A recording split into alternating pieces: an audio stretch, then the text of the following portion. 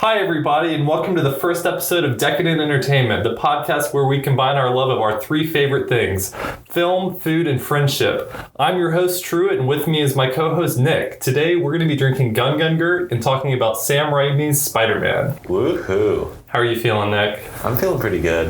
I really enjoyed that movie that we just watched, so...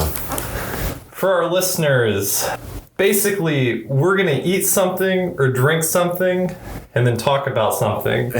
You can't see it, but we have Gun Gun Gurt.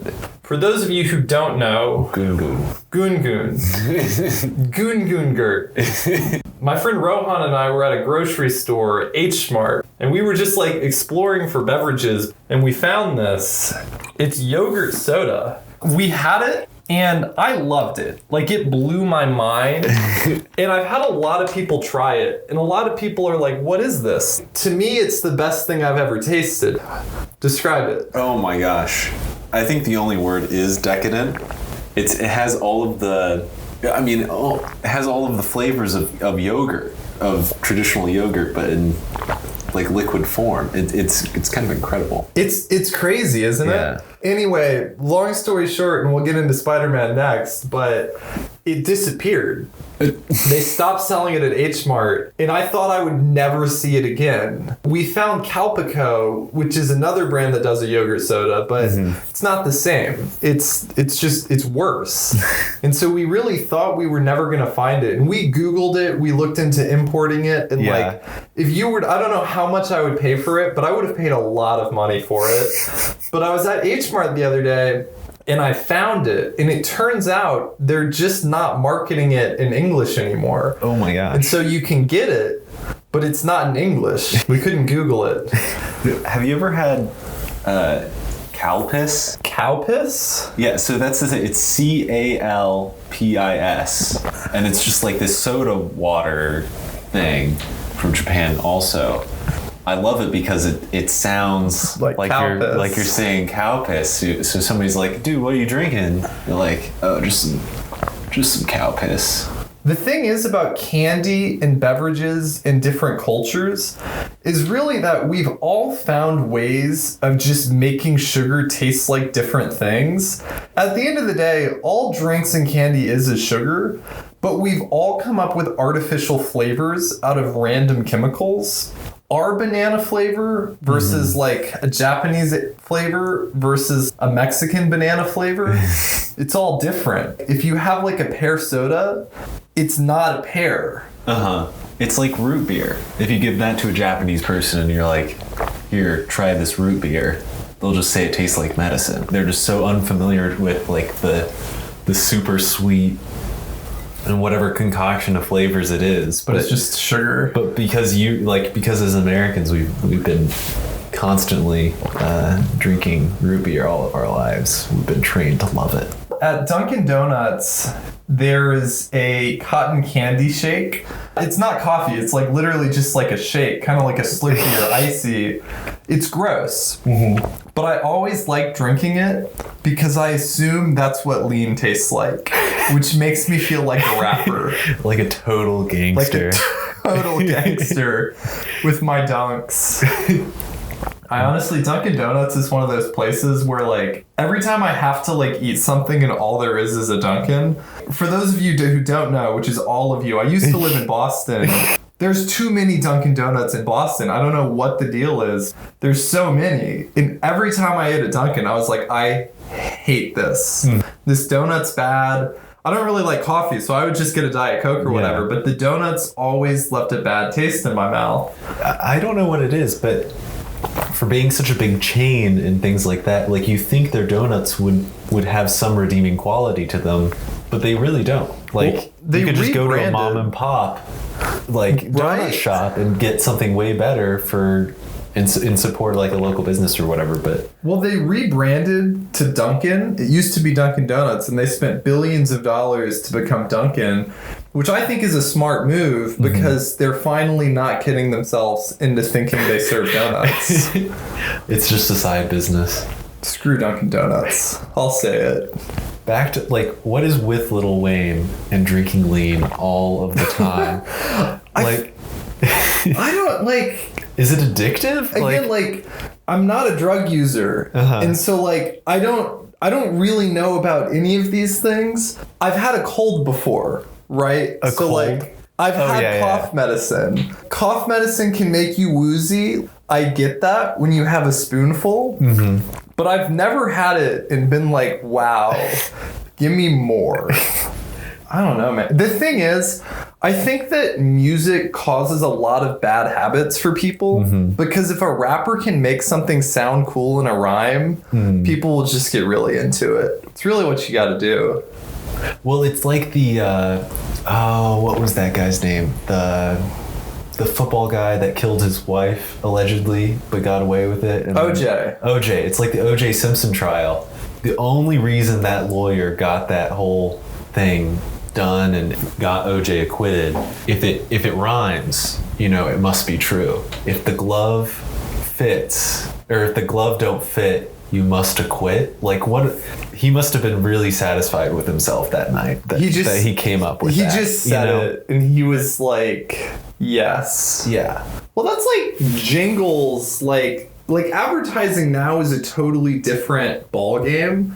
But back in the radio, literally the key to advertising was to just like get your brand stuck in people's head. Yeah. Like a good neighbor, State Farm is there. You're in them. Yeah, like the 1-800 steamers. Yeah, it's iconic. I have their phone number just written in my head.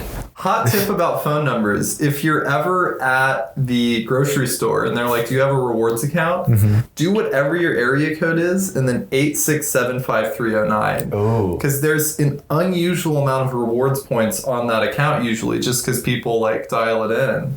My hot tip, which isn't really like universally applicable, but I use the rewards points of the company I worked at last summer. But that's an insider secret, so don't worry about it. That's pretty good. It's pretty good. Like, unpaid internship, but I'm still profiting. Yeah. So what did you think of Spider-Man, Nick? I thought it was really good. I haven't seen it since I was probably, like 4. I know I had to have been 4 because I remember in like preschool, there was this new kid that came into the class, right? I remember it vividly because he was wearing a green shirt and Spider-Man was my favorite movie at the time. And I decided that because he was wearing a green shirt and I was 4 and I was really into Spider-Man, that he must have been the Green Goblin and he was my mortal enemy. So we were mortal enemies for about a week and then we became my best friend for like 2 years. So Became boys. Do you remember his name? His name was Nolan. That's good. I feel like I have a lot of friends from my childhood who's like, I kind of have their face, but I don't remember their names. Well, the thing was like we went to school together for like the rest of school, so it was like that's fair enough. I kind of remember those people. This is really one of the first movies I remember watching. I remember being at the movie theater and my grandmother being like, there's Spider-Man. Yeah. I don't even, it's not even a more developed or formed memory. I know that she said something about a Spider-Man poster, and that's all I kind of have in my mind. Yeah. But like, I feel like one of the things is as a movie, if you've never seen a movie before, there's so much stuff that blows your mind. Because it's like, I don't have spider powers, right? Because, like, that's not a real thing. This kid, right? This kid named Peter Parker, for those of you that don't know, gets bit by a spider. He just gets these crazy powers. I feel like now Spider-Man is common knowledge. It's such a part of the public psyche. It's like Darth Vader. Everyone knows Lucas's father. That's ingrained. But if you didn't know that and you just went in, this kid starts shooting webs, you'd go crazy. Yeah.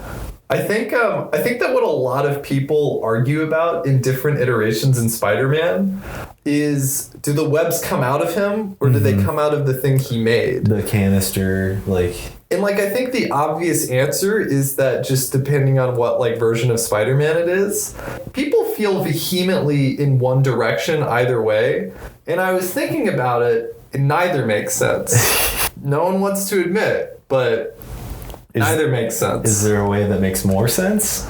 See, to me, if he has these biological powers and is enhanced, him being able to shoot something out, like, that's a thing spiders can do. Mm-hmm. From a technological standpoint, we don't have anything like that. Yeah. And again, it's a superhero movie, and I'm not trying to be that guy. So like, don't take it that way. No, it's just like, it's also this is the first movie I ever saw, and so like, you can't take that out of me. Yeah. Like, I think that when people get mad at like a superhero casting or anything like that, it's because that's my life. That's my conception of reality. You can't convince me otherwise. It's got to come out of his wrists. Mm-hmm. Mm-hmm.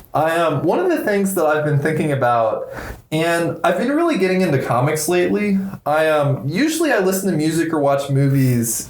When I'm not doing that, I feel like I scroll through random junk on my phone, and I've realized that I don't like scrolling through random junk because I don't know like what I'm looking at. I'll just be like, wow, like I just refreshed Instagram for the third time. Yeah. In reading comics, what I've kind of realized is that I think Spider-Man came out in the 60s, so there's like 50 years of Spider-Man before this movie came out. Mm-hmm. And now we have a good 20 years of popular superhero movies that there's kind of a language to movies and as cinema, they kind of communicate in a certain way using tropes and like facets of superhero movies as a genre, which I think that's how something like the Marvel Cinematic Universe becomes so successful, because you go in, and even if you've missed a couple, you understand the language of the film, you understand what's happening, which it lets it get into the superheroes in the story.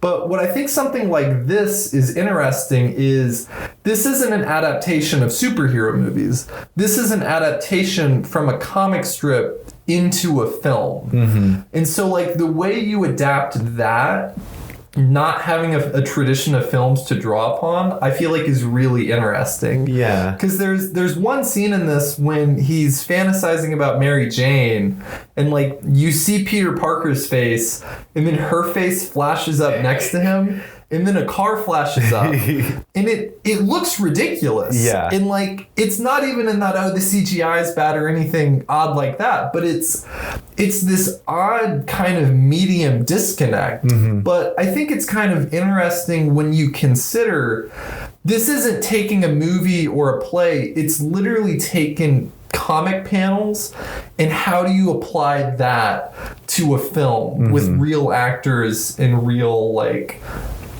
It's interesting in that, because there's a lot of stuff where I'm like, that's weird. Yeah. But it makes sense. Mm-hmm. Yeah, I think like, I mean, have you seen Scott Pilgrim versus the World? Yeah, it's a good one. I think that is probably the best movie to ever take like graphic novel inspiration and just move that in kind of the film into the film media. It's really now that you say that though about the moving through because it was kind of like he was drawing different panels and things like that in that scene, so very interesting.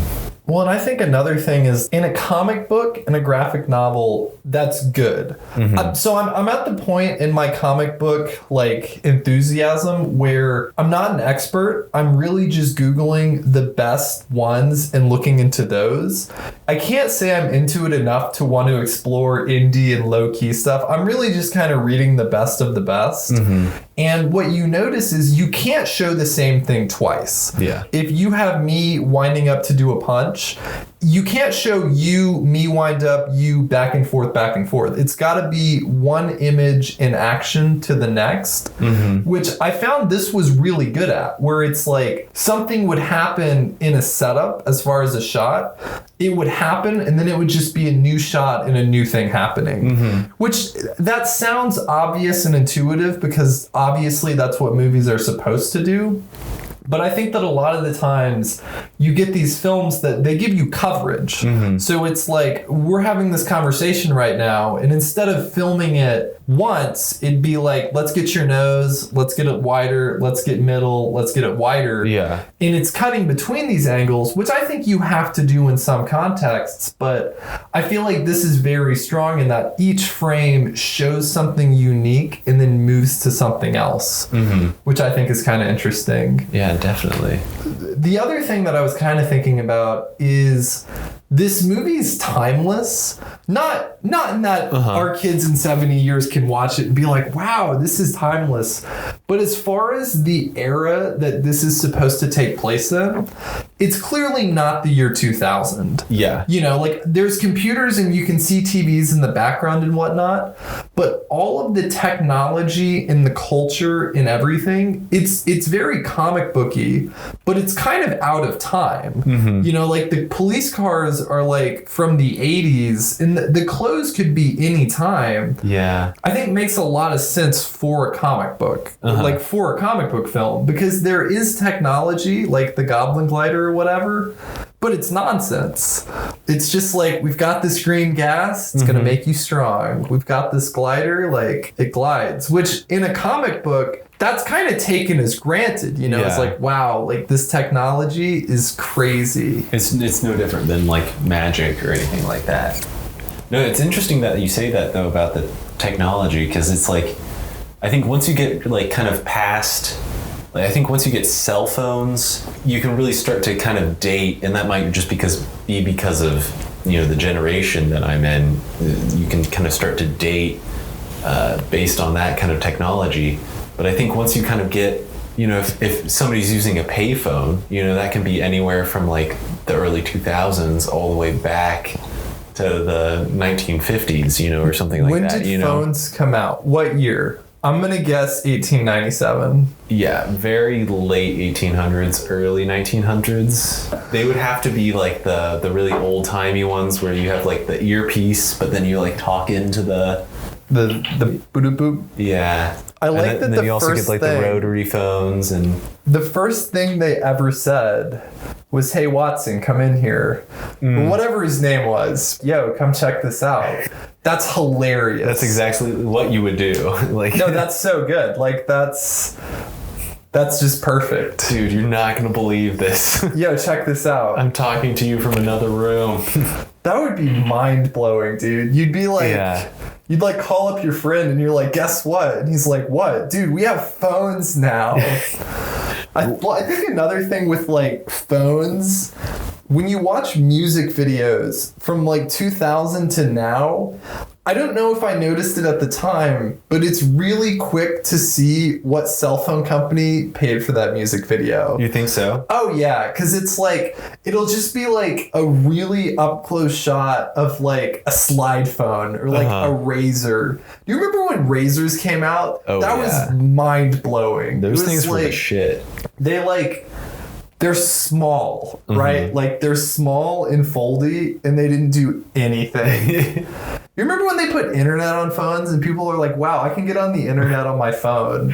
No, I remember in like middle school, I had a phone that could technically connect to the internet, but I don't think I ever connected it to the internet or did anything to it other than like your normal like texting and calling and that sort of thing. Did you ever like accidentally play one of the free games and buy it? Or like go into the internet? I never accidentally bought anything, but I definitely played the free games on there. And, they were amazing. I didn't, but I think that was a very big like fear of mine.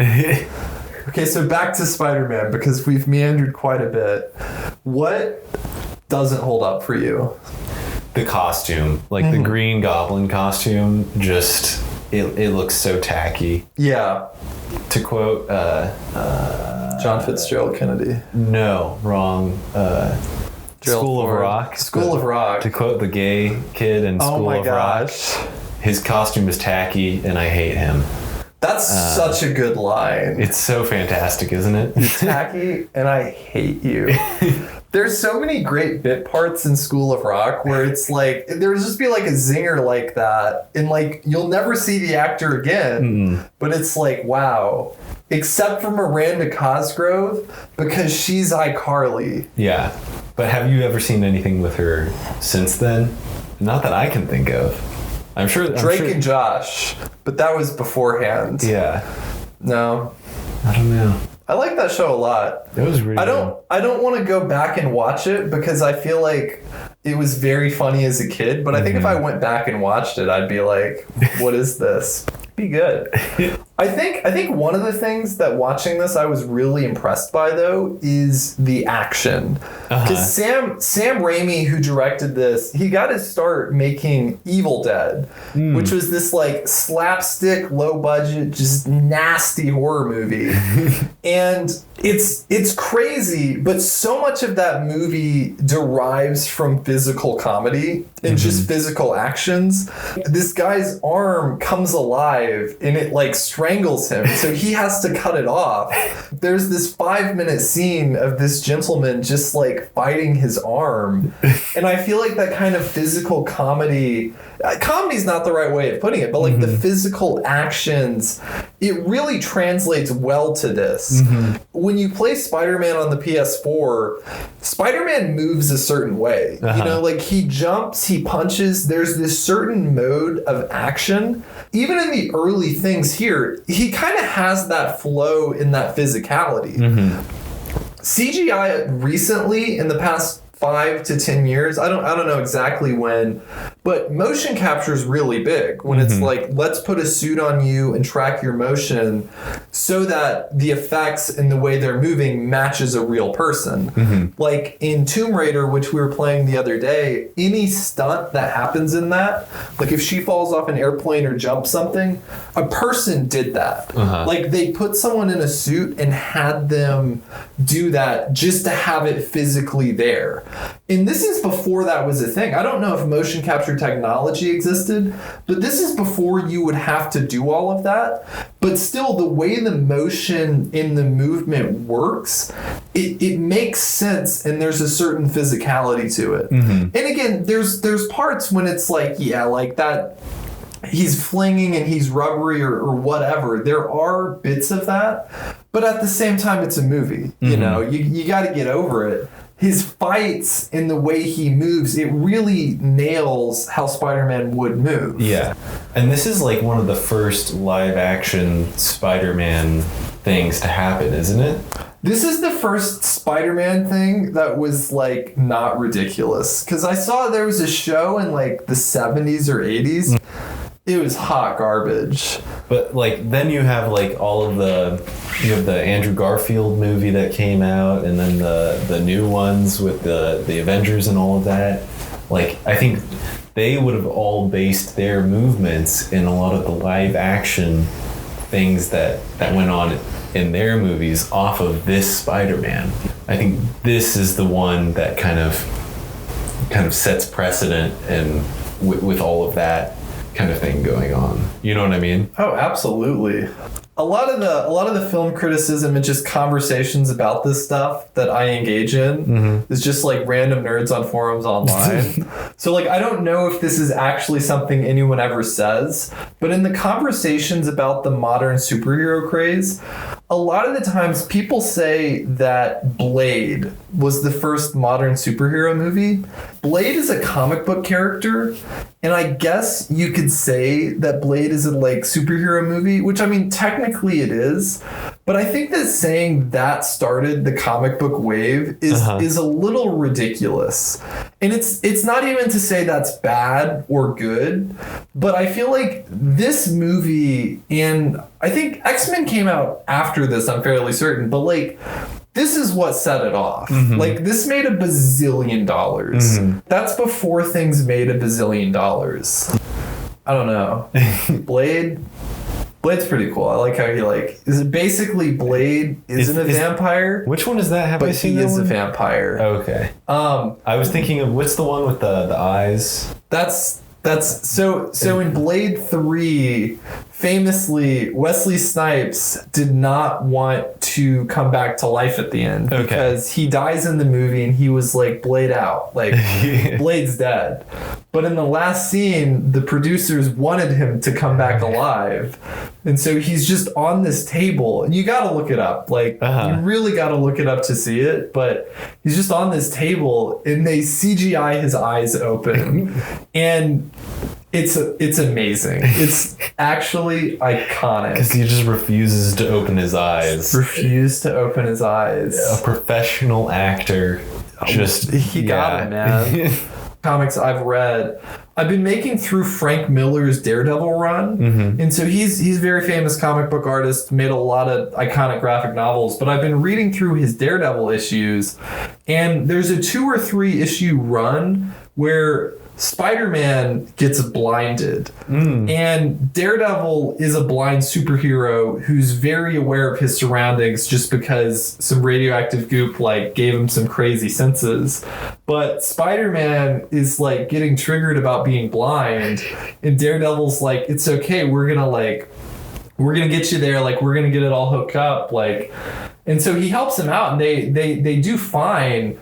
But what's striking in that is that everybody hates Spider-Man. Like J. Jonah Jameson's sentiment that he's just like this monster and this menace, it carries over. Because like Spider-Man will do something and he'll save someone, and people are like, Spider-Man, like, you monster. Which is funny in the context of an expanded universe of superheroes, because Daredevil is probably scarier than Spider-Man. Yeah. Like, not even necessarily the new show, but even in the comic books, he's scarier. Like, he's the devil. He's got very little rugged horns. And But in that run, like, everyone loves Daredevil. Like, he's talking to the police, and like Spider-Man has to run away because the police are like, nah, Spider-Man, they're gonna arrest him. I feel like Spider-Man kind of has to get beat up though. Like, it works better if the world is against him and he's kind of a dork. And I think that Tobey Maguire is great at being a dork in this. He was very much a dork. He was very he was probably the most exceptional dweeb I've ever seen in film. But there's just so many beats when he's like talking to Mary Jane and he's like, I talked to Spider-Man about you. He's so awkward. You're beautiful. And like, I don't know. It's great though. Like, it works and it makes a lot of sense that he would be this awkward like kid, and then he becomes Spider-Man. But like, I don't know. I appreciate it. I appreciate it a lot. Do you think you have a favorite character? I think I don't think we can really call it a character, and I'm not gonna like state this as my favorite character. But Bonesaw, the wrestler that fights Spider-Man in the cage, is exactly what I think of when I think of a wrestler. Dude. Like, my only experience with wrestling, I never watched it, right? We had WWE on, I didn't have it, but my friend had it on Xbox. And I remember we would always stay up late. One time we pulled an all-nighter, and I just remember I would beat him up and get him so upset that he would like throw the controller and try and actually fight me. Oh my gosh. That's the only tangible experience I had with wrestling. But like, this wrestler, if you like ask me to think of what a wrestler looks like, it's that. It's that guy. I also like that game because you can make the girls really pretty. And like, always a plus. As a kid, that counts. Dude, I would definitely go to a wrestling match. I don't know about you, but it's for sure. It's definitely something I'd like to do. I went to a UFC fight for my friend Justin's birthday, and it was really cool. But sometimes when those people were getting hurt, I was just like, oh my gosh, like, that person just got punched. I know that's the thing. Like I get it. But I've never watched it before on TV. And so when I was there in the moment, I'm like, is this guy dead? No one died, but there were a couple minutes when I was like, ooh. woo. Like the shortest UFC fight ever was 6 seconds. And it was that night. This guy's like, he just like starts the fight and he like jumps up. So the guy's like going to punch him and he like jumps up and knees him in the face. And he just like drops. It's insane. And when you watch it on YouTube, it's like you can see it. But in the moment, I was like, this gentleman's dead. Like I know we cheer for like a bit, but like at what point is he dead? It's like NASCAR, you know, it's like you see the big crash and you're like, woo, woo, yeah. But then the fiery explosions happen and then you're like, oh my God. That's some scary stuff. This is a person's life at stake. I think the other thing that's noticeable about this, and this is a huge movie, right? Like this cost $100 million. I don't know exactly the budget, but it was fairly high. But I feel like at that point, one person was still more or less in charge of the movie. Because Sam Raimi, who's directing it, I don't know that he wrote the script, but the story and everything is formed and all of the action sequences fit together and kind of have the same language and flow. And I think that with some of these giant movies nowadays, what happens is that different special effects studios will take different sections of the movie and handle them, which is, it's interesting. And I don't even think that's necessarily a bad thing, but a lot of the times the sequences are disjointed. Like when you watch Captain America Civil War, there's this iconic part when all of the superheroes fight. And it's great, but it doesn't necessarily seem to make sense with the physical language that's set up there. But what I think is kind of interesting about this is all of the things are telegraphed very similar in a way that kind of flows with Sam Raimi's style. I think Willem Dafoe as the Green Goblin has to be my favorite character. Dude, he's amazing. He does such a good job. Well, it's like he's a very charismatic actor. In the beginning when he's like, hi, I'm Harry Osborn, like, good to meet you. He's so charismatic and nice. And he just goes crazy real quick. I buy it. Yeah. Like, I absolutely buy it. I don't know if you have this experience. You probably don't have this experience because it's not a universal experience, but there's a Reddit page called Raimi memes. And literally all it is different memes from this movie. But what happens with that is it's not like one particular meme that you see. Like a lot of the times a meme will be a joke, right? Like when he's like, you know, I'm a scientist myself. So Harry Osborn has this line where he's talking to Spider-Man and he says, you know, I'm a bit of a scientist myself. That as a meme, people will put that of like, you know, if you jerry rig something ridiculous, it's like, you know, I'm a scientist myself. But what happens in a meme page like that, when it has like a specific criteria like that, is memes become less about relating to anything outside of the world, and they become about relating to memes in and of themselves as memes. Yeah. And so like the memes become self-referential to the point of only referencing themselves. Yeah. And so there's bits in this movie when I see it, and it's like my entire conception of it is processed internally through these memes. I think that that's strange, and I think it's dangerous. Yeah. Like, I know a couple people, and I can't even Just think a of couple? Okay, I know several people, but I know a couple people in particular that are very in the memosphere, and I'll say something, right? Like, I bring up Spider-Man, instead of being like, oh yeah, like, I like Spider-Man, like, whatever, let's talk about Spider-Man. I've heard several people be like, oh, isn't that thing from that meme? And I feel like if your conception of something comes from the meme to the thing in of itself, I feel like that's a very odd way to perceive reality. I mean, obviously the meme came from the content in and of itself, but if the content that you engage with more so than anything is built on referencing like a referential frame framework of something else, if that's all that you engage with, when you go outside of that sphere and try and communicate with people, it's cancerous. Yeah. And I think you were in the room for this, but I know this gentleman, and he's really into 4chan. And on 4chan, there was this thing called a Pepe, right? Which is like a green frog that's like a cartoon. And again, I don't really engage on 4chan very much or at all.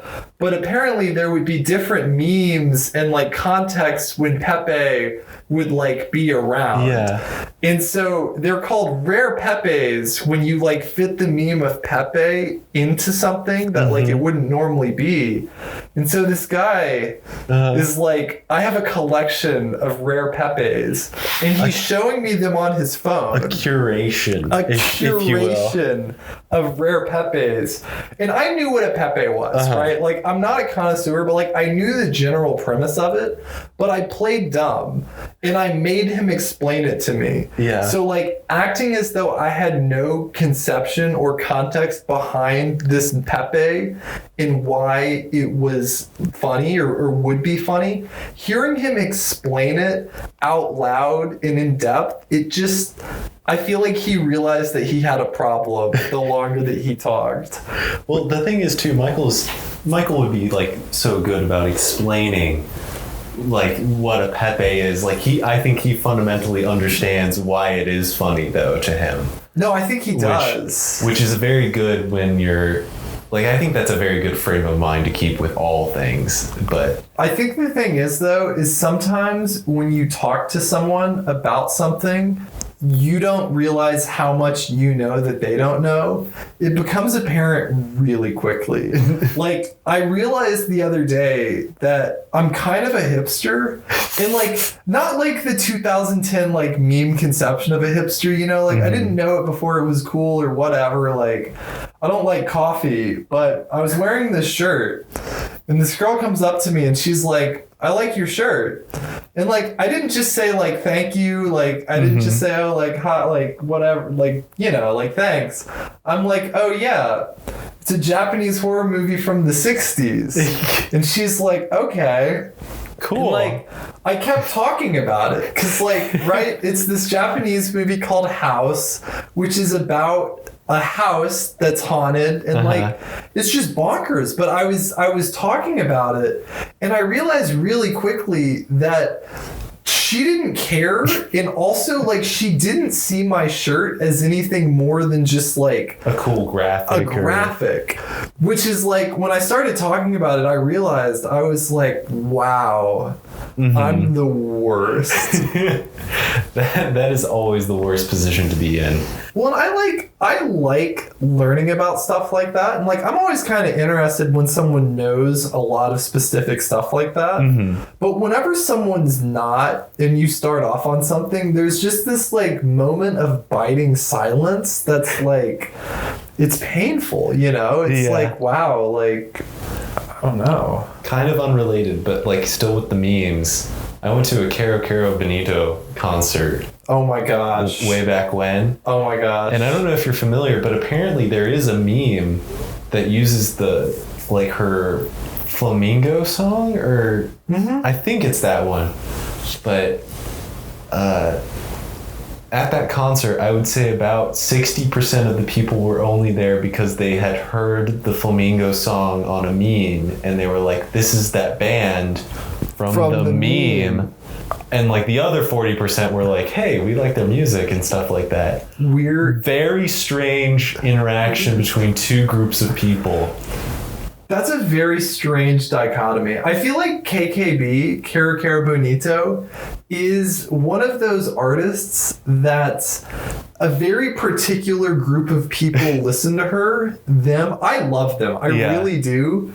But I feel like that's such like an internet hipster thing to be into. if someone likes Cara Cara Bonito, even unrelated, you can guess like 5 other bands they like. Mm-hmm. Like Death Grips, there's a surprising correlation of people who like Death Grips and people who like Cara Cara Bonito. And if you listen to their music side by side, you wouldn't get that at all. But I think the thing is, though, is how a lot of people engage with music now is like, like if it was the 40s and we were bebopping on like our convertible, we would just turn on the radio and the Beach Boys would be playing, right? Like the Beach Boys clones and all of that, which is being curated for us. Mm-hmm. But now with YouTube and the internet, and I find music mostly through YouTube, but you're kind of at the whims of random algorithms where it's like you listen to this thing, and it's not even that there's necessarily like an aesthetic or a logical connection between them, but like it gets you there. Yeah. And I feel like when you talk to people, even if you don't ask them where they get their music from, you can tell. I have a friend, and we were hanging out the other day, and I was like, do you want to play music? And she's like, sure. And I kid you not, she plays Avatar: The Last Airbender lo-fi beats, which is great. Like, there's nothing wrong with that, and I respect the hustle. But I think that's the funniest thing that I've ever experienced. I think my funniest movie music though is we were hanging out and like I'm a music hipster, like I'm kind of the worst, I'll admit it. You're kind of the worst too, right? Like you're in there too, and our friend Matt is also the worst. Like we're all kind of in this like music in like we're kind of in that, right? And we're hanging out with our friend who's not, right? Like he's just not in that. Like it's an annoying subgroup is what we are. Like it's kind of a disease at a certain point. But we're talking about where we find music, and so I'm like, oh yeah, YouTube, yada yada yada, and my friend is like, I just listened to the Chill Vibes playlist on Spotify. Oh my God. And I just thought that was the funniest thing that I've ever heard in my life. Not that there's even anything wrong with that, because that's totally like legitimate, but I just thought that was really funny. Like, Chill Vibes.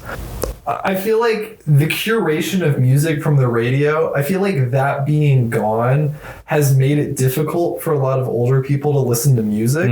Because it's like, I know what I want to listen to on Spotify. I can think of songs and put them together because that's how we're used to engaging with music. Yeah. Even when it was iTunes or whatever, we've always kind of had to self-curate that kind of stuff.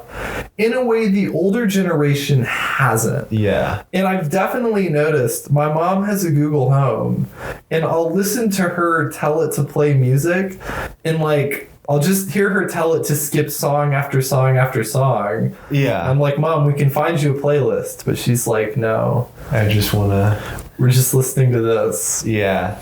I would say there's a high likelihood, like, I would say 8 to 10 odds that no one we know or anyone else has really made it this far. But I think you need to know that any podcasting platform, there's one person whose job it is to listen all the way through, to like make sure we're not like child trafficking or something ridiculous like that. And they're listening to this right now. Shout out to them. Shout out to you.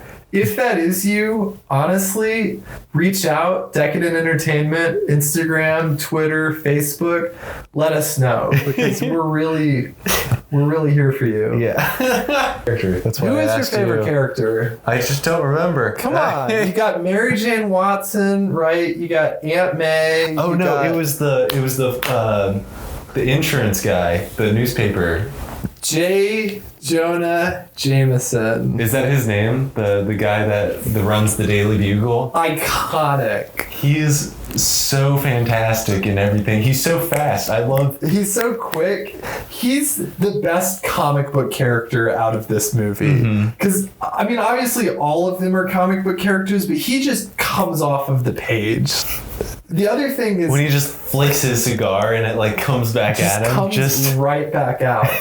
Well, I like how he says he only trusts his barber because his hair is amazing. It's horrible though. It's so good. His sideburns. But he has the flattest flat top I think I've ever seen. It's truly incredible. I was watching this movie called Sunshine the other day, and Chris Evans is in it, but like as a young guy, like he's probably our age in it. And I was watching it, and Chris Evans is better than me in every way. But you know what I said? I said my sideburns are longer than his, which I thought was like honestly kind of a moment of pride. Yeah. Because I don't feel myself if I don't have sideburns. I like legitimately when I get a haircut and they're too high, I look at myself in the mirror and I feel like I look like every other white guy. And I think what it comes from, and like legitimately this is weird, but when I was a kid, I really liked bass. And I watched this bass cover of Crazy Train on YouTube, and this guy had mad mutton chops. And I just remember watching that and being like, that is what a man looks like. Yeah. And like, I don't know if that just like awakened a need for me to have sideburns, but like ever since I've been able to like muster facial hair, that's where all of my energy has gone. Yeah, and it's for me it's never an intentional thing of getting just like huge like mad sideburns. It'll be like it's a pandemic and I don't cut my hair for like 3 or 4 months. And then all of a sudden my side, like when I shave, it just steadily just goes with my hairline down. And then before I know it, you know, I look like Mungo Jerry out there just with these just massive bushes in front of my ears. It's really unfortunate, and I can't grow any other hair other than that really, except for on my neck. But that's where on your, like down on your neck? Yeah, just like your very traditional neck beard. That's fair enough. Yeah. I feel like my hair gets really gross sometimes, and I figured out what it is. Whenever I have a hat that I really like, I just like wear that hat all the time.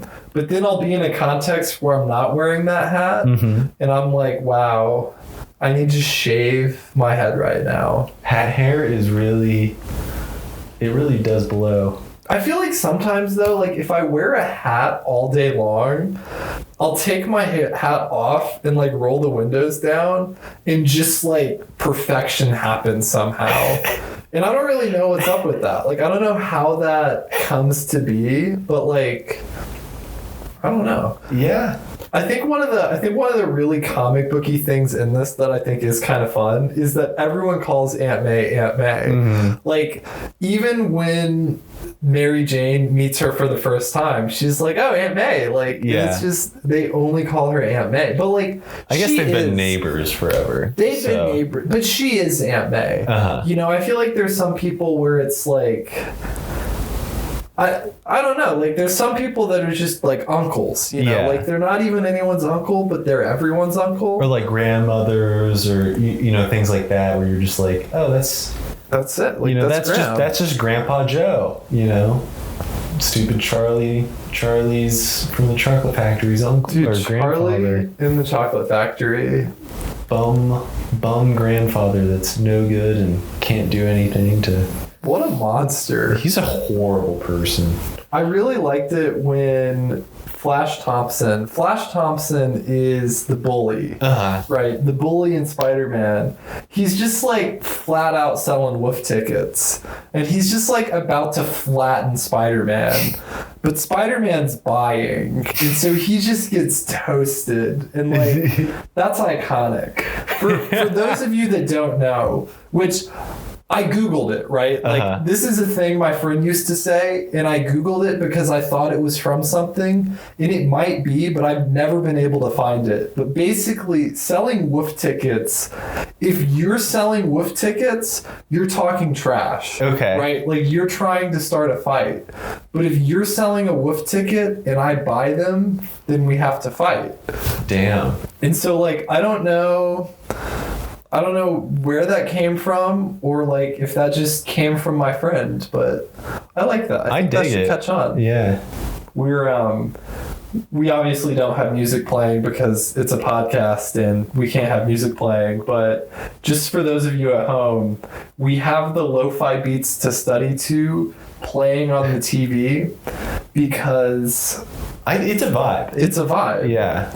What is your weirdly obscure lo-fi playlist? Okay, you're gonna judge me, but I do not listen to lo-fi music. I put myself to a higher standard. Douchebag. No, what I'll do is I'll listen to like game soundtracks from whenever I was like in 4th grade or something. You know, like you get home from school and you just play this game for 8 hours, and then you go to school again, and then get back home, play the same game. You're just chugging away at this game forever and ever. I think it hones me back to this super focused level of pre-teenage years, you know, that can only be achieved by taking that music and then just channeling myself through that way. That honestly, like, I feel that. There's a song in The Social Network that plays when he's like hacking in the computer, and it's like like it's really, that was not a good representation of it, but it's very much like you feel him getting in the zone, and like he's programming, and you see it all over the screen. Like, it gets you in a zone. Yeah. So my sophomore year of college, whenever I had to do work, I would just put that on repeat and just like sit in the library and just like pound out an essay. And I don't think it was necessarily conducive to me studying and writing, but I think it was still a very integral part of my academic career. It's I forget what it's called, but it's good because it's like Trent Reznor, who did the score for that. Trent Reznor and Atticus Ross, the scores they've done. So Trent Reznor was the man behind 9 Inch Nails, which is kind of a post-industrial neo metal rock group. The people that really are into their genres are just gonna hate what I just said, but you know, like that kind of like, you know, like that kind of like 2000s-y music. And he used to work at a recording studio as a janitor, and at night he was like, I'm gonna make music. And now he has an Oscar for making music. Oh my gosh. Which is awesome.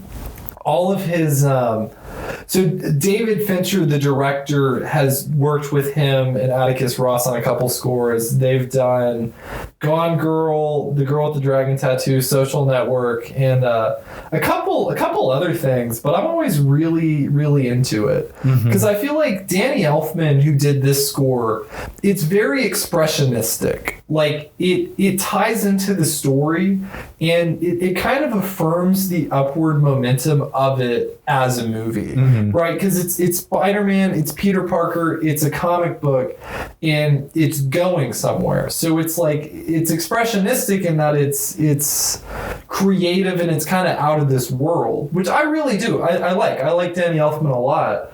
But what Atticus Ross and Trent Reznor do differently is I feel like their music is atmospheric, which that's not really a technical term. I don't think I've ever heard anyone say that, but I feel like when it's playing in the background of a scene, it makes you forget that there's anything playing in the scene. It's like it's getting you focused on it and like zoning into it, which I think is very, it's a different approach, but I think it's very interesting nonetheless. Yeah. Which is like, I don't know. I'm a very big fan of people that do their job really well. And I appreciate that. Yeah, I think more people need to take pride in their work, just in a general sense, and just really do it well. But well, like, I had a couple teachers as kids that were bad, right? And like, if you're a teacher, your job is to teach. And like, if that's all you do all day long for 20 years, you'd think you'd be good at it. yeah. I had this teacher that had a master's in teaching from Columbia, and she's the worst teacher I've ever had. And it's like, you studied for this. But I don't know. Is Columbia like the best place to go for a teaching degree? You know who went to Columbia? Peter Parker. Peter Parker. I actually don't know if he went to Columbia, but there's a Columbia sticker, go to Columbia. and they go on the trip. Yeah. The you know who went to Columbia? Daredevil. Not me, but Matt Murdock. Matt Murdock went to Columbia. Oh, Hot tip. I was meaning like the country, but Oh, Columbia. I went to Columbia. Columbia is not actually pronounced Columbia, but when I try and pronounce it, it makes me sound racist. it's fair play. Fair play. I feel like there's a lot of things like that where, like, if I can't pronounce something, I'll try and say it, and it's like, that's worse than me not saying it. No, it's kind of like there's this communication protocol at work. It's called like, well, it's TEJAS. TEJAS. Tejas? Yeah, except I was like Tejas. Tejas. And then somebody said Tejas, and I was like, you know what? That probably makes a lot more sense. Oh, absolutely. Jalapeno. Jalapeno. It's like my dad was telling me this one time of this like Spanish course he was taking, or a friend was taking, or something like that, and the guy just had this very thick southern drawl to him, and he could not give that up whenever he was speaking Spanish too. So he'd be, you know, uno más cerveza por favor, things like that, you know, which I'm sure will get you pretty far. That'll get you pretty far. I think someone used to work with my dad who he would answer the phone and someone would be speaking Spanish, and he thought that he spoke Spanish, but he would just add O to the end of every word. So he'd just be like, I know O what you are saying O. And like, he wasn't joking though. He legitimately thought he was speaking Spanish. Yeah. Which is pure. Like, that's so pure. And I love it. Yeah. Bless his heart. Bless his heart. The thing is, I think that there's this conception that Southern people say bless their heart as like an insult or a derogatory thing. And like, I've talked to people who've had that conception, and at least in my experience, I've never really heard anyone say that. No. But when I have, it's been genuine. Yeah. You know, it's like earnest and whatnot. Yeah. I don't know. I think it's much more of like, I'll say like, but they mean well.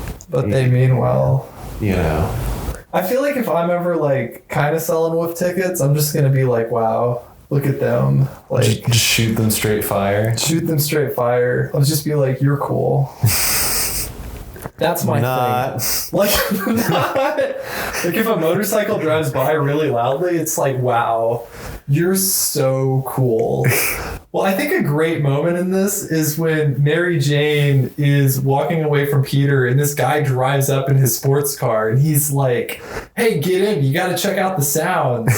And he might have said sound system, but whether he's talking about the sound system or the sound of his car, I'm fairly certain that no one has ever been impressed with how loud someone's car is. No girl, but... No girl. Yeah. I think no one that's not driving that particular car, though. Like, maybe it's just the people I know and interact with, but, like, it's loud. Yeah. I really don't like loud noises. I have tinnitus, man. Like, stuff rings, and I'm like, ugh. Yeah.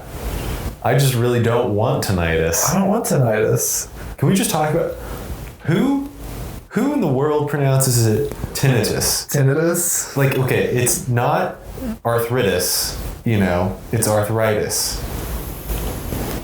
Tinnitus.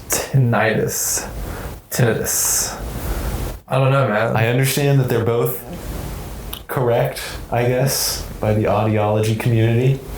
Yeah, but what do they know? I mean, they gotta know something. I think that one of my favorite, I don't even know if I like it, but tomato, some people say tomato, some people say tomato. No, nobody says tomato. No one has ever said that. That expression makes no sense. Maybe it's just British or something. Like, British people are wrong. I'll say. But I have no idea about color does not have a U in it. Just let's get that out there. It just makes it so hard because, like, I rely on spell check for so many things, and like I can't tell sometimes if it's a S or a Z in certain words and that sort of thing. And I certainly don't have the time to memorize what are the English spellings and what are the British spellings. Did I just say English versus British? Yeah, but that's it, right? Okay, like, yeah. We speak English, they speak British. Yeah. American. We invented English. Well, it's actually interesting because British people now don't sound like British people would in the revolutionary times. Mm-hmm. Apparently the dialects, and again, like I read this on Wikipedia or whatever, so like take this with a grain of salt, but it's probably true. The Southern dialect now, kind of like the antebellum proper Southern dialect, is supposedly closer in line with the past British accent than it is today. Yeah, I think I've heard that too. You might have just heard it from me, but... And that could be very true. It's crazy how with the internet we have the ability to just like look up anything at any time, but we don't. No. Well, why would you? Like, there's knowing stuff, and then there's knowing stuff. And I don't know a lot, but I know enough. Well, it's like, sometimes people will ask me like, oh, like... what's your source on that? Like, how did you like figure that out? How did you learn that? Like, where did you get that information? And my theory is, okay, if I knew the source of my information for every piece of information that I have, there would be half as much room in my head for information. Does that make sense? Yeah. So, I just want to know the information. And whether it's true or not, that can be up to the person that I tell it to decide. Well, I feel like a lot of stuff is so incidental anyways that it's like, I don't know. I think in elementary school, they were like, here's the internet and we're going to teach you what's real and what's not. Mm-hmm. And the website they took us to as an example of this was about tree octopus, right? Which is like a species of octopi that lives in trees. Mm-hmm. And they were showing us how to find if something was a reputable source. And they were like, you've got to find if it references outside sources, if it looks legitimate, if it's a .com or a .edu, and all of these tests. But the website they showed us passed all of those tests. Oh my gosh. But they were like, but it's still not true. Yeah. And it's like, you lied to me. Well, I feel like one of the worst things that happens to kids is that the first joke we teach them is, why did the chicken cross the road? Okay, right? That's not the worst thing that can happen to kids, but like... That's not the worst thing that can happen to kids, but like... It doesn't make sense. Okay, like... It's like that meme. It's fair enough. Do you know which one I'm talking about? No. Like... Well, no, but the problem is that why did the okay, so wait. For those of you that don't know, I think... Why did the chicken cross the road, Nick? To get to the other side. Right? And so... It makes no sense. The point of the joke is that it's not funny. Yeah. Right? Like, the whole point of that joke is a subversion on a traditional structure of a joke and what you expect from it. Because a joke is a story or a question that has something you don't expect. But if you don't know what a joke is or have any conception of it, you don't have any conception of the structure of it. And so if you're like, hey, why the chicken cross the road? It doesn't make any sense. And I feel like it's weird that that's the first joke we teach kids. Yeah. I don't think that is the first joke we teach kids, but I think somehow it's the first joke everybody knows. Maybe like a knock-knock joke. Who's there? I don't know any good knock-knock jokes. There aren't any good knock-knock jokes. Sorry. Let's be real. That's like poems. I know people that are like, I like poetry. Poetry's dumb. I'm just going to say it. Like, I went to college. Like, I've read a few things in my day, and I've read a lot of poetry. Like, I've written essays on poetry. I've, like, read it for school. Like, I've pretended to like it to hit on girls. Poetry's real dumb. It's literally just, like, English, but wrong. And it's, like... It's kind of like the chicken thing in that it's a subversion on the structure of a joke. Poetry is just a subversion on the structure of language. That doesn't say anything. It's just like, it's dumb. Do you like poetry and you're listening to this? I hate you. So I was thinking about something the other day. Do you know how, like, in English, a lot of, like, verbs are conjugated, or pretty much all verbs are conjugated based on time? Yeah. You know what I mean? Like, I went there, you know, that's, or I am going to go there, you know, or something like that. In other languages, things are not that way with time. It's like who's doing it, or like who you're saying that to, right? And do you think that has like a very big impact? Like, because of our culture or our language being so specific about time, all of our thoughts, all of our frames of mind are with a reference to time. Do you think that puts a focus on time more in our culture, so that we are those very exact, like, oh, he told me to get here at 7:00, I'm going to be here at 7:00, you know? Whereas in other cultures, you see a lot of things where it's like, oh, 7:00, oh, I'll get there at 8, and then, you know, we'll get started there around like 8:30. You know what I mean? Well, I feel like language as a structure does fundamentally affect the way we think and look at things. But I think that as a counterpoint to that, we get more stuff done. You know, so like maybe it is because we think about more time more, or like maybe we just do more things. Yeah. You know, I was talking to my friend the other day about culture, right? And I think that one thing that's really interesting about cultures, right, is every culture makes food differently, right? We all have these different approaches, these different traditions, these different techniques. But at the end of the day, all any culture makes is what happened to be close to them. Yeah. Right? Like, there's a lot of cornbread in Nebraska because there's a lot of corn. And, like, there's a lot of rice cakes in Japan because there's a lot of rice. Yeah. All food is just whatever happened to be cheap and laying around. People are like, wow, like, they make food so differently in, like, X. They just had different stuff laying on the ground. Yeah. Like, I don't know. I hate people that are like, they don't do it like they used to. They don't. They do it the way they do now.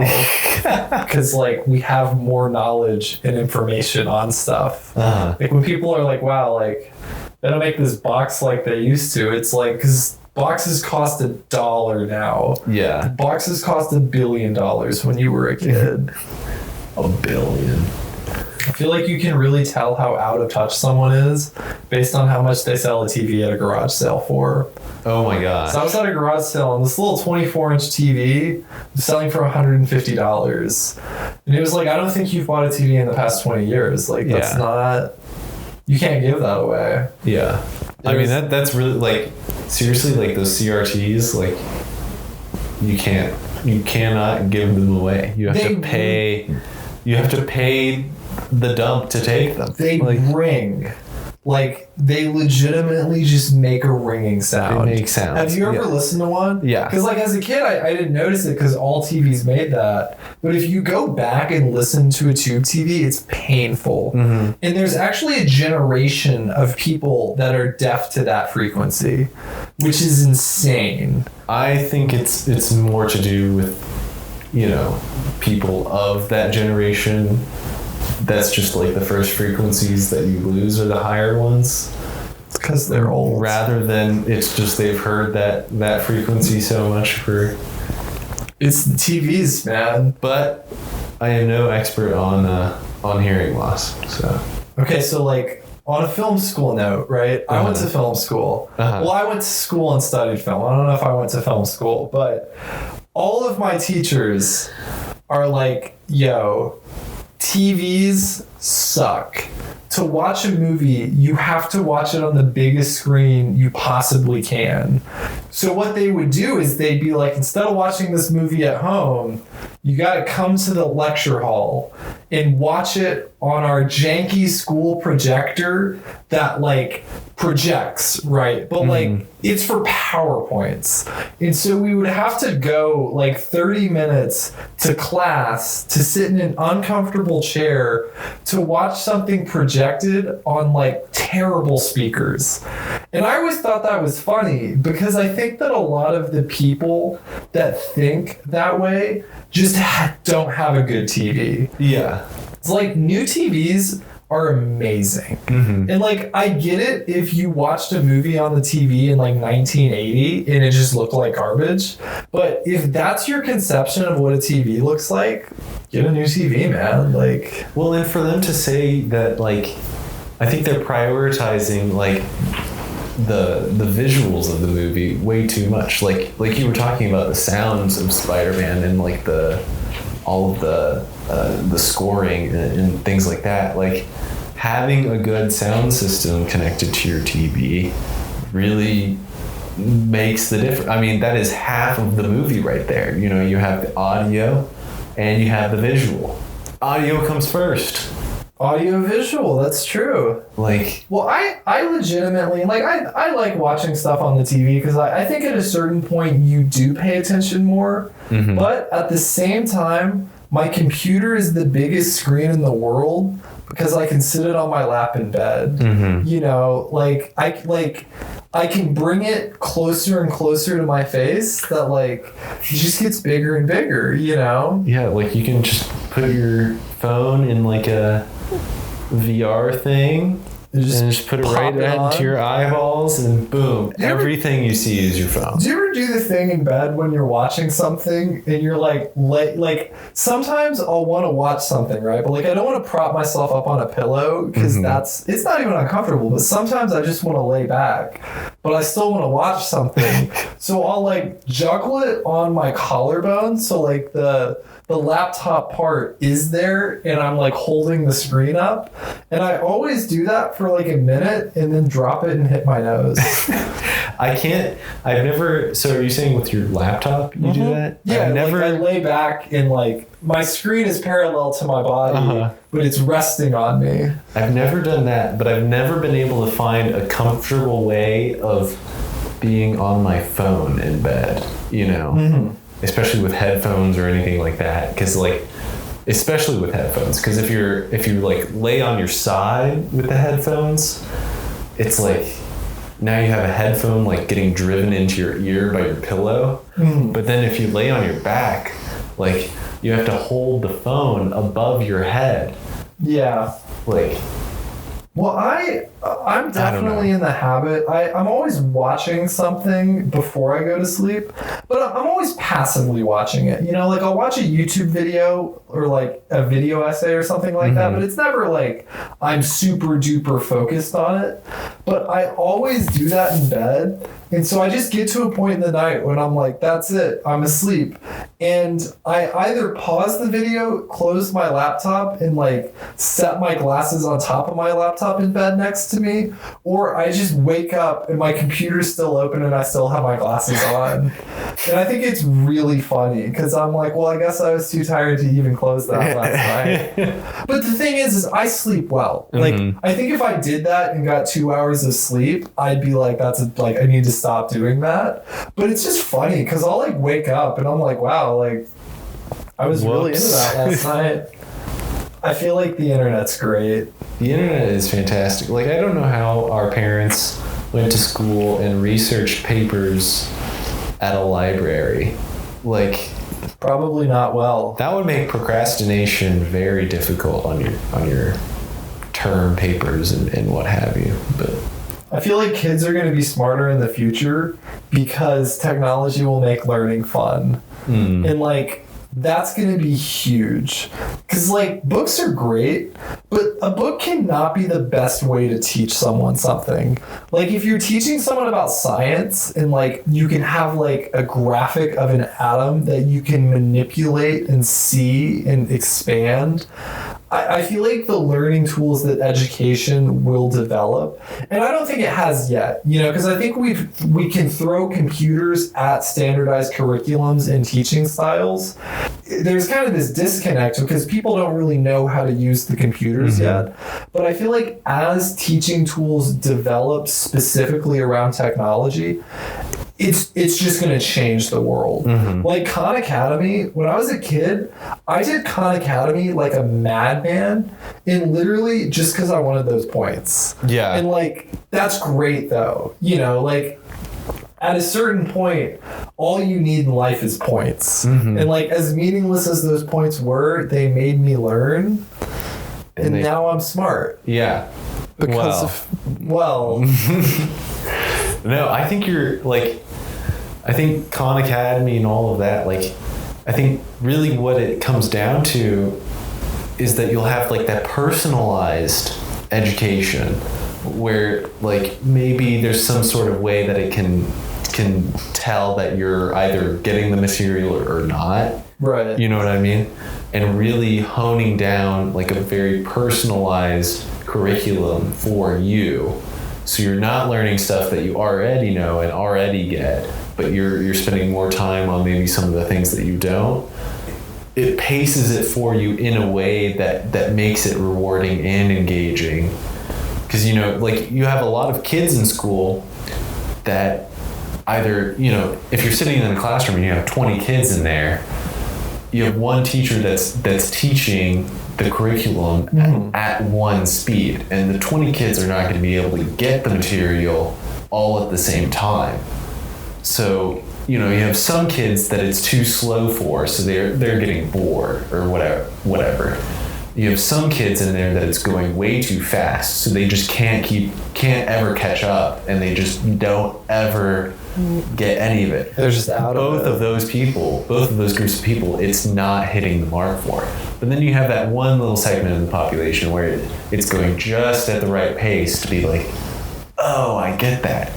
Oh, I get that. And that, oh, I get that is a very rewarding thing to have. Because they know what's up. When you're learning, like, well, it's not just you did it's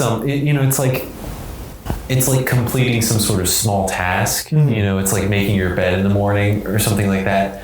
Every time you walk by your bed later in the day, you'll look at your bed and be like, I did that. Like I've completed, it gives you a sense of gratification or something like that. People need to make their beds. They really do. Like, I know people, like, some people are neat and some people aren't. And like, whatever, but make your bed. Yeah. Because making your bed, what it does is it says that the night is over and the day has started. And like, that's important. Yeah. Like you don't have to be super tidy, like be clean enough or whatever, but above all else, just make your bed. It's like a lot of the times what I'll do is I won't make my bed and then I'll fall back asleep. And then I'll do something else, but then my bed's there and the day's not started. What's great though, what I've been doing a lot lately is if I don't have a reason to wake up, I'll wake up the first time my alarm goes off. And I'll go brush my teeth, and it wakes me up for the day. But sometimes I do that. I get ready for the day, and then I just go right back to sleep. But that's gratifying too. Yeah. Like coffee, I like putting a coffee pot on and then being like, I don't want to be awake yet, and then putting it in the fridge. Because then when I wake up, it's like, morning me made coffee for now me. But you don't drink coffee, so you're just gonna... I've been drinking coffee lately. I think it's just because I'm bored. Yeah. Like, is that a thing? I think it's just because I'm bored. I suppose. I don't know.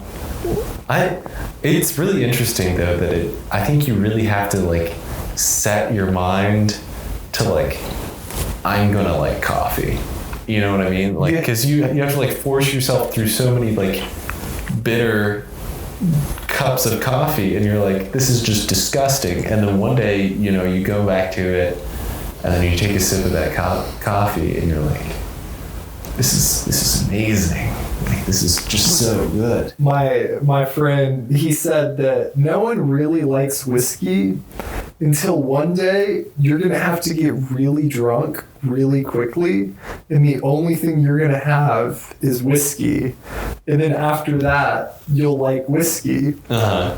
Which I feel like is true. Like, I really think it is. But I also think that's really funny because it presupposes a couple things. The funniest of which is that at some point, you're going to need to get really drunk. Yeah. Really quickly. And all you're going to have on you is whiskey. That's great. Yeah. But it's true. Like, what circumstance will there ever be in which you need to get drunk very quickly? I could understand the whiskey part, but like... Just like, I gotta... I don't know. I feel like that is one of those things. You're going to go party like, with the bros, and it's like... I feel like there's a lot of things that are like culturally agreed as like things that masculine people like or do. Yeah. And so I feel like there's a lot of things that no one really likes, but it's like, this is a manly thing to do, and so people do it, but then they like it because they do it so much. Mm-hmm. That's like beer. Most beer is gross. And I used to think beer was an acquired taste until one day I had a beer that I liked. Mm-hmm. And I was like, wait a minute. Beer isn't an acquired taste. The beer that most people drink is just gross. And like, I feel like, I don't know. Life's too cheap. Life's too short to drink cheap beer. Unless you have to drink a lot of it. I mean, but it's like the pumpkin spice lattes at Starbucks, right? Like, how is it like not masculine for me to have like a pumpkin spice? I think there's been like some sort of cultural thing that has gone in to that specific drink at Starbucks that has made it girly or something like that. But you're worth it. It's my ambition this month to try a pumpkin spice latte. I have never had one. But good. I think it would be fantastic. Well, that's like the like girly drinks, quote unquote. Yeah. Also, quote, girly drinks, quote unquote. Yeah. Why is it, just as an expression, it makes more sense like that. But whatever. Girly drinks, quote, quote. Girly drinks, quote unquote. Most of them just taste better. Uh-huh. Like cocktails and whatnot, just like a Cosmo. That's good stuff. I tried to order a Cosmo or something one time at a bar. Uh-huh. Mind you, it was probably the wrong scene. Like, I think it was a sports bar or something like that. And they were like, what? Like, what's in that? And I was like, that's not my job. That's yours. Well, I always say, can I have a Manhattan? But can you put it in a normal glass so I feel like a man? I think the glass probably matters more than the color of the beverage. But yeah. I feel like the pumpkin spice latte is... I haven't had it. We need to try one and then talk about it next time. That's just going to be what we drink next time. I think so. There's caffeine in it, though, so we have to do it in the morning. No, I'm down. I'm very down. But because I don't know about you, but if I have caffeine anywhere past 2 o'clock in the afternoon, I cannot go to bed at night. It's unfortunate. I feel like I still go to bed at the same time. I just don't have a good time doing it. Like, I feel like my body's just like, you're sleeping now. I'm like, okay. I got a new pillow, and like my back was really hurting for a while, and I got a new pillow, and like legitimately, I think I just had a bad pillow for a while. Once I got the pillow, my back was totally fine. That's interesting. I'm like, how much of my life was like ruined just by this pillow? That's an interesting thought. I need to get new pillows. Yeah, it's good stuff. I got these from Bed Bath & Beyond. I think they're like memory foam. They're not. I think memory foam is a brand thing, but they're squishy, but they're firm. So I think the thing is with pillows is that like you don't want a soft pillow or a hard pillow. You want a pillow that's like in between. I don't know. It's like this couch, right? Like this couch is soft. It's at the same time it's too soft and too hard. You know what I mean? And so it's like with the pillows, it's got to be, I guess, just right. Is that what Goldilocks was on about? Yeah, I suppose. She wants her is it porridge? I don't even know. I'm glad she got eaten by bears. Honestly, she walks into somebody's home, doesn't know them at all, sees that nobody's there, decides she takes a nap, right? I think at some point. Yeah, man. She sleeps in eats their bed. their foods. She eats their food. She sleeps in their bed. I mean, at some point, I think you do need to get eaten by a bear. I think a lot of fairy tales, I mean, all fairy tales, and I think all stories at a certain point do have a moral in them, but I think specifically children's stories in media, it's a lot of the times very clear what that moral needs to be. But I think in like older tales, like fairy tales and stuff like that, it's so funny because the kids end up getting eaten. Like The Boy Who Cried Wolf, there's this kid, right? And he's herding sheep, and he just gets bored. And so he's like, guys, there's a wolf. And they're like, oh my gosh, let's get it. And then he's like, gotcha, there's no wolf. And so then later, he's like, guys, there's a wolf, but there is a wolf. And then he gets eaten, and they don't care. Don't lie. It's really unfortunate, yeah. I had like a teacher that told that same story, but about a kid saying that they were drowning, which I thought was good because it's like more applicable to people who like don't herd sheep. Most people don't herd sheep. Yeah, I don't. I'm personally. But it's like Future Farmers of America. I don't know if you did that, but like, I did not. I did debate in high school, and they milk cows. That's lit. That's so cool. I want to milk a cow. I don't know how to milk a cow. And it would be kind of. Yeah. I think for our listeners back home, he made some sort of gesture with his hands while he made that sound. I got a detention in 6th grade because I picked up a stool with 4 legs and I held it on my belly and I was like, moo, I'm a cow, and I like massaged the like udders, but it was worth it. Like, that's hilarious. That's so good. I feel like there's a lot of things like that have happened in my life that are objectively funny that like the teachers didn't think was funny, but like, you're wrong. That's hilarious. You know what's objectively funny? If you're in public and you see garbage and you're like, oh, it's you. That's hilarious. That's always funny. That will never not be funny. And like fart jokes, people act like fart jokes aren't funny. Fart jokes are hilarious. Yeah. If you don't think fart jokes are funny, you're just in denial about the fact that you have a butthole. And I think you need to look at yourself. Well, that's the problem. Nobody can see it. I just meant like as a person. Oh. It is hard to look at your butthole. But I've never tried it, but. All right. I think I'm going to have to go soon. It's getting close to my bedtime. This has been a wonderful podcast. Thank you for listening to us. This is Decadent Entertainment. Good night. Good night.